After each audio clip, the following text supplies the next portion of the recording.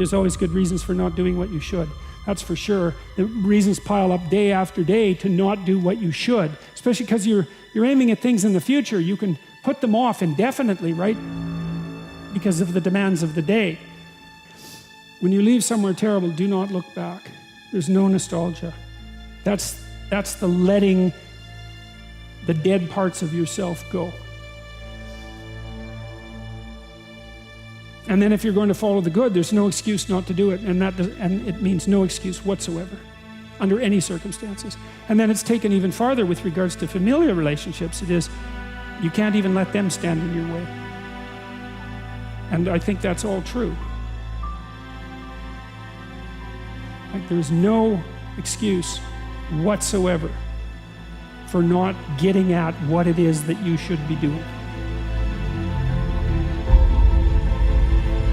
What permission do you need? And I'm here to give you that permission. I'm here to tell you to give yourself that permission. I'm here to tell you to take the pen back and start rewriting that story. So what if you were beaten? So what if you were mentally and emotionally abused? Those are all superpowers now, because you are the type of person that went through that and came out the other side a stronger person. You have more resiliency, you are more resourceful than people that have not gone and suffered through adversity and abuse. That's the reality. We are more resilient. We are more emotionally strong, mentally tough, and we can deal with so much, but we have to first let go of the mental crippling crutch that we carry, which is this victim mindhood. I'm gonna tell you when your life's gonna change. When you truly get fed up and you say enough is enough. When you stop going back to the things that broke you. When you stop giving people titles in your life they don't deserve. When you stop chasing after people that don't want to be in your life. I'm gonna be straight up with you. Stop holding on to things that you need to let go of. I suggest to you that if you are facing a challenge, don't stop. Stay busy, work your plan. Continue to do those things that you know that work for you after you have evaluated yourself in the situation. Continue to move, stay busy, stay busy, stay busy. Expect things to get better for you, because they are. See, life is cyclic. You're not, whatever experience you're having right now, it has not come to stay. It has come to pass. Not to stay, just to pass. It's just going through.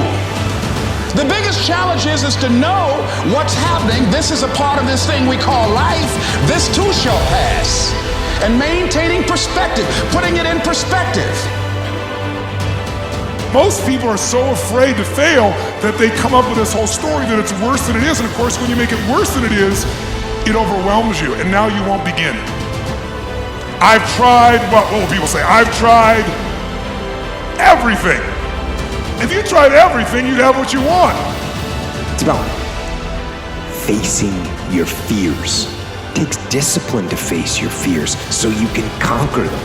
And that's what discipline is. Discipline means taking the hard road, the uphill road, to do what's right for yourself and for other people.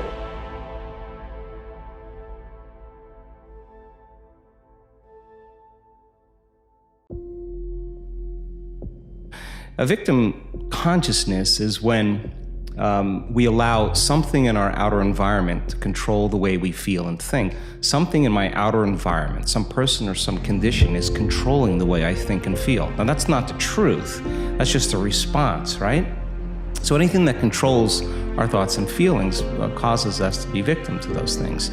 And the stronger the emotion we feel to some circumstance in our life, the more we pay attention to it. And where we place our attention is where we place our energy. So we're giving our life force, we're giving our power away to that circumstance. Responsibility, that's what gives life meaning. It's like lift a load. Then you can tolerate yourself, right? Because look you're useless, easily hurt, easily killed. Why should you have any self-respect? Pick something up and carry it. Make it heavy enough so that you can think, useless as I am, at least I could move that from there to there. The aha moment is the door that opens. But your new life does not begin unless you can step through the door. Most people, when you have an aha moment and the door to your new life opens up, instead of going, I got this, let's go, and high-fiving yourself to step forward, most of us go, I don't know if I'm worth it. I don't know if right now is the right time to do this. I don't think I'm good enough. I failed so many times I can't go through that door. That there is somewhere in your life that you know what you want. You can feel it pulling you. And you are actively arguing against it. You're bringing yourself down. You're beating yourself out. See, when it's hard, there's a struggle. See, what you become in the process is more important than the dream. That's far more important. The kind of person you become, the character that you build, the courage that you develop, the faith that you're manifesting. Oh, it's just something that you get up in the morning, you look yourself in the mirror, you're a different kind of person. You walk with a different kind of spirit. And people know that you know what life is, that you have embraced life. You knew it was hard, but you did it hard. That those minutes and those hours, they turn into weeks and months and years, and holding the line in those critical minutes will put you in an infinitely better place, physically and mentally, if you maintain the discipline.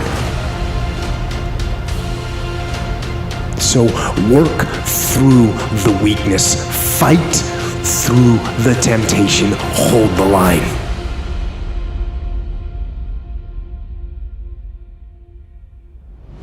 Hold the line, maintain the discipline.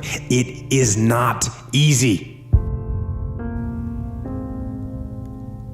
but it is worth it. Because, yes, because discipline equals freedom.